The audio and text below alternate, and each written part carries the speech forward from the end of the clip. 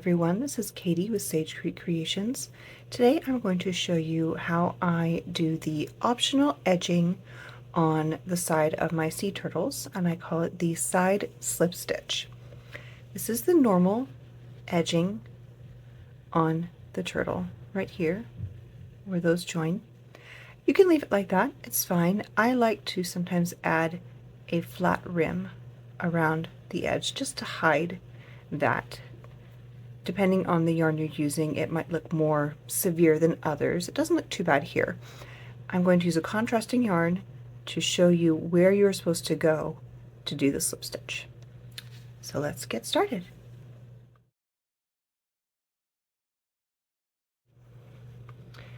So right here I'm going to turn it so you can see.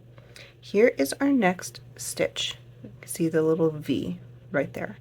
We're going to skip this first bar here and go into the next one. Just like that.